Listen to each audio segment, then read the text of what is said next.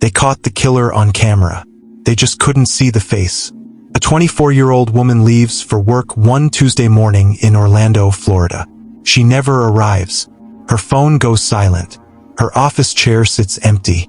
Her family drives through the night to find her. 2 days later, her car shows up abandoned in a parking lot less than 1 mile from her front door. Security cameras were recording the entire time. Investigators pull the footage. They lean in. They are certain this is the moment the case gets solved. And then they watch the person who parked Jennifer's car walks across the lot. The camera captures every step. But in every single frame, a concrete fence post sits perfectly between the camera and the person's face. Not one frame, not two. Every single frame. They enhance the footage. They bring in specialists. They apply technology that did not exist when the crime was committed. The face is never revealed. Not once. Not in 20 years of trying. The person in that footage has only one name. The Phantom. And the Phantom has never been found. Jennifer Kesse has never been found. No arrest. No body. No answers. Just a fence post. And a face that was never meant to be seen. Welcome to Cold Case History Report, the channel where the files stay open and the questions never stop. If you are new here, right now is the moment to hit the subscribe button so you never miss another case. Hit the like button to help this story reach more eyes, because this is one of those cases where the more people know, the better the chances that somebody, somewhere, finally says the thing they have been carrying for 20 years. Drop a comment below and tell us where you are watching from. We are building a community of people who believe that attention is the engine of justice, and every person who watches this video is part of that. Now let us get into it. To understand what happened to Jennifer Kesse, you have to understand who Jennifer Kesse was. Not as a headline, not as a missing person statistic, but as a fully realized human being who existed in the world with a specific history, a specific personality, specific relationships, and a specific daily life that was both ordinary and completely hers. Because the details of who Jennifer was are not just background color in this story. They are evidence. They tell us about the life someone took from her, and they tell us something about who might have had reason or opportunity to take it. Jennifer Joyce Kesse was born in 1981 in the state of Florida. She grew up in Bradenton, a city on the southwestern Gulf Coast of Florida, in Manatee County. The kind of place where families plant roots and stay for generations, where neighbors know each other's cars and kids grow up with a strong sense of community and connection. Her parents were Drew and Joyce Kesse, two people who would later become known to the entire country not just as Jennifer's parents but as tireless, ferocious, and profoundly dignified advocates for their missing daughter. Her younger brother Logan would follow the same path, becoming a vocal and determined presence in the ongoing effort to find answers about Jennifer's fate. The picture of Jennifer's childhood that emerges from everything her family and friends have shared over the years is one of warmth, structure, and love. She was close to her parents in a way that was genuine rather than obligatory. She called regularly. She came home for visits. She was, by all accounts, the kind of daughter who made you feel like the relationship was mutual and chosen, not just the product of biological obligation. That closeness would become both a source of strength for the family in the devastating years after her disappearance and a source of almost unbearable pain. Because people who knew Jennifer well knew instantly that something was catastrophically wrong when she went silent. Jennifer did not simply drop out of contact. That was not who she was. Her silence was the first alarm. As a young student, Jennifer was driven and focused. She moved through her education with a clear sense of what she wanted from her professional life and a willingness to do the work required to get there. She earned a business degree, choosing a field of study that reflected her practical intelligence and her ambition.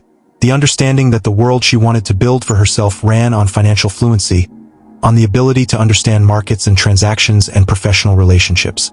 She was not someone who drifted through her academic years without purpose. She arrived at her degree knowing what she intended to do with it, and she did it. After graduating, Jennifer landed a position at Central Florida Investments, a timeshare company based in the Orlando area. Her role there was as a finance manager, a position that carried real responsibility and demanded real competence. She was not a junior employee coasting through an entry-level posting. She was someone with genuine professional standing, someone her colleagues respected, someone whose absence from the office on the morning of January the 24th, 2006 was immediately noticed and immediately alarming because Jennifer Kesse did not simply fail to show up. That was not the behavior pattern of a woman who had built her career on reliability and professional commitment. The timeshare industry in Central Florida is, for those unfamiliar with it, a significant economic sector. Orlando is one of the premier resort destinations in the world, and the timeshare business has been woven into the fabric of the region's economy for decades. Central Florida Investments operated within that ecosystem, and Jennifer's role as a finance manager meant she was functioning at a meaningful level within a legitimate and established business. Her work life was stable. Her professional reputation was solid. There was nothing in her employment history that raised any flags for investigators looking for professional conflicts or grievances that might have generated threats or enemies.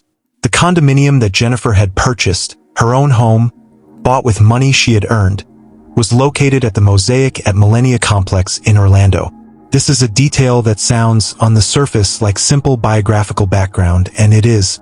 But it is also the detail that would become one of the central threads of the investigative narrative, because the Mosaic at Millenia was, in January of 2006, an active construction and renovation site. The complex was in a state of development. Buildings were being worked on. Crews were on the grounds. Workers had access to the property, to the parking areas, to the walkways, to the peripheral spaces and outdoor corridors through which Jennifer moved every single day of her life in that complex. Think about what that means in practical terms.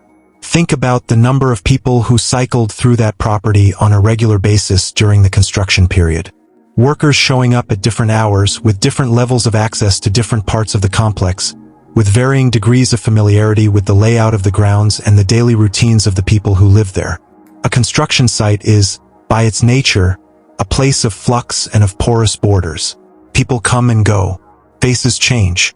Residents become accustomed to seeing workers around and stop registering individual faces as meaningful because there are always workers around. It is the kind of environment that, for someone with bad intentions and a specific target, offers an unusually generous set of conditions for observation without suspicion. Jennifer had reportedly expressed a sense of unease in the period before her disappearance. The details of this are not fully confirmed in the public record. Investigators have been carefully measured in their public statements about what exactly Jennifer communicated and to whom, but reports emerged in the investigation's early stages that Jennifer had felt watched, that she had been aware of the presence of workers on the property in a way that had shifted from background awareness to active discomfort, that she had experienced the specific, instinctive unease that women learn to pay attention to and that the world too often tells them to dismiss. That feeling of being observed, of being noticed in a way that does not feel neutral. Whether that feeling was connected to what ultimately happened to her is something investigators have spent 2 decades trying to determine. It has never been confirmed, but it has never been dismissed either. And it informed one of the primary investigative directions that the Orange County Sheriff's Office pursued in the early months and years of the case. Before all of that, though, in the days immediately before Jennifer Kesse vanished from the face of the earth, life was good. Jennifer was happy.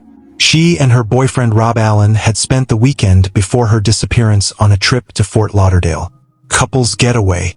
The kind of short vacation that exists purely for the pleasure of being together somewhere other than the usual scenery. A weekend of sun and relaxation and the particular happiness of spending uninterrupted time with someone you love. Rob Allen and Jennifer Kesse had been in a committed relationship for a meaningful period of time. People who knew them described the relationship as genuine and grounded. Rob was not a shadowy figure or a person of mystery. He was Jennifer's boyfriend, a real person in her real life, someone she traveled with and talked to and shared her daily experiences with.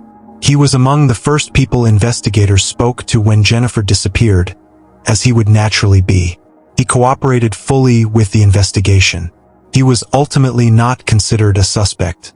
But his presence in Jennifer's life in those final days before she disappeared is important context for understanding what her state of mind was and how ordinary and happy the life she was living truly appeared to be. The Fort Lauderdale trip was a success by any measure. They came back refreshed. Jennifer returned to Orlando on Sunday evening, January the 22nd, 2006. The drive from Fort Lauderdale to Orlando covers roughly 200 miles and takes somewhere between 3 and 3.5 hours depending on traffic. So she would have arrived home in the late afternoon or early evening. She settled back into her condominium, unpacking from the trip, transitioning from vacation mode back into the rhythms of her regular life. She spoke to Rob by phone that evening. She spoke to her family. She went to sleep in her own home, in the bed in the condominium she had bought herself, with every reasonable expectation that tomorrow would simply be Monday. Monday, January the 23rd, was indeed simply Monday. Jennifer went to work. She interacted with her colleagues. She was present and engaged in the way she always was. There were no reported incidents at her office, no confrontations, no events of any significance that anyone who worked with her has ever come forward to identify. The day passed normally. She came home. She was in contact with people who cared about her. Everything looked, from the outside, exactly the way everything always looked. And then came the morning of Tuesday, January the 24th. And nothing was ever the same again. The reconstruction of Jennifer Kesse's final known hours on that Tuesday morning is one of the most painstakingly assembled timelines in the history of the case, and it is assembled almost entirely from the absence of events rather than the presence of them. When someone vanishes leaving so little behind, what you are really documenting is the gap, the precise moment at which the expected ceased to happen, at which the ordinary clockwork of a person's life simply stopped. You work backward from absence, which is one of the most excruciating exercises an investigation can undertake, because every data point you find is fundamentally a data point about what did not happen rather than what did. What investigators pieced together is the following. Jennifer's routine on workday mornings was consistent. She was the kind of person who operated within reliable rhythms. Getting up, making her coffee, going through the preparations of her morning, getting dressed, and leaving for work in enough time to arrive at Central Florida Investments by somewhere between 8 and 8:30 in the morning. She was a reliable employee whose arrival at work was predictable. Her colleagues had internalized her schedule. Her supervisors knew what to expect of her. When Jennifer said she was going to be there, she was there. When something prevented her from being there on time, she called. That was the pattern of her professional behavior. That was who she was. On the morning of January the 24th, investigators believe Jennifer followed her routine. The evidence inside her condominium, the state of her apartment when it was later examined, indicated that she had gone through her morning preparations. She had not left in a panic. She had not left in the middle of getting ready. She had gotten herself together, completed her morning, and walked out the front door of her condominium as she would on any other day, with her car keys in her hand and the expectation of an unremarkable commute to work ahead of her. The distance between the front door of Jennifer's unit and her parking space in the lot of the Mosaic at Millenia Complex is short. It is not a long walk. It is the kind of distance you cover on autopilot in the morning, your mind already running ahead to your first meeting or your coffee order or whatever is waiting for you at your desk. For most people on most mornings, it is the least eventful part of the day. Just the walk to the car. For Jennifer Kesse, on the morning of January the 24th, 2006, it was the last walk anyone can account for. Investigators have identified the window of 7:30 to 8 in the morning as the most likely time frame for whatever happened in that parking lot, or on that short stretch of exterior space between Jennifer's front door and her vehicle. The calculation is derived from when she appears to have completed her morning preparations, from when her colleagues would have expected her to arrive at work, and from the absence of any contact from her after a certain point in the morning. The arithmetic of her routine points to that window. Something happened in that window, but nobody has ever confirmed exactly what. Jennifer Kesse did not arrive at work that morning. That simple fact, the fact of non-arrival, was the first domino in a chain of cascading alarm. It did not take long. It took, in fact, very little time at all before the people who knew Jennifer began to understand that something was deeply and seriously wrong. Her colleagues tried to reach her. Her phone went unanswered. The worry escalated quickly, moving through the natural hierarchy of concern from professional puzzlement to genuine alarm. By the time the loop closed and the family had been contacted and confirmed that they too had heard nothing from Jennifer, the picture was clear to anyone who knew her. Drew and Joyce Kesse drove to Orlando. They did not wait. They did not give it another day. They did not tell themselves there had to be a reasonable explanation and go to sleep hoping for a text message in the morning. They knew their daughter. They knew the texture of her behavior, the reliability of her communication, the absolute impossibility of her simply going silent without reason. They got in a car and they drove to Orlando because every instinct they had as her parents, every year of knowing who Jennifer was, told them that something had gone catastrophically wrong. When family members and eventually law enforcement checked Jennifer's condominium, what they found inside told a story of a morning interrupted, not of a life in chaos, not of signs of a struggle or a departure under duress from inside the apartment. What the apartment suggested was a normal morning in progress, evidence of the routine Jennifer had followed, evidence that she had prepared for work and left. She was not in the apartment. She had not simply stayed home and gone back to bed. She had left. She had walked out that door. And somewhere between that door and her destination, she had stopped. Her black Chevrolet Malibu was not in its parking space. That was significant. The car being gone meant she had made it at least as far as her vehicle. Or, and this is the alternative that investigators immediately held open, someone else had taken the car. A missing persons report was filed. The investigation officially began. And within what investigators would later characterize as approximately 48 hours of Jennifer's disappearance, the case produced what should have been its most significant early break. The car was found. Jennifer's black Chevrolet Malibu was located at the Huntington on the Green apartment complex, situated approximately 1 mile from the Mosaic at Millenia. 1 mile. In terms of raw geographic distance, this was barely a separation at all. The car had not been driven across state lines. It had not been abandoned in some remote location requiring days of searching.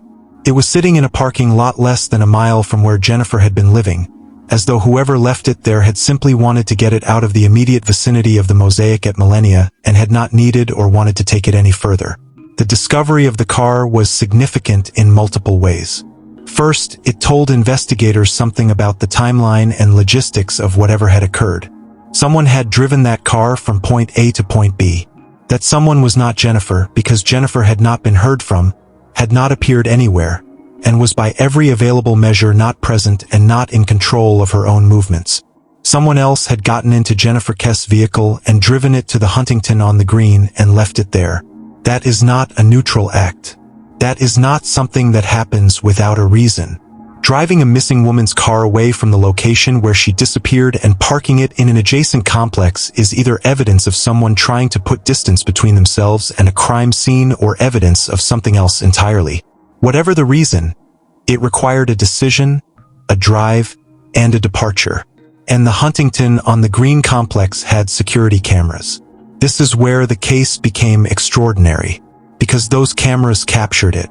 They captured the moment the Malibu arrived in that lot.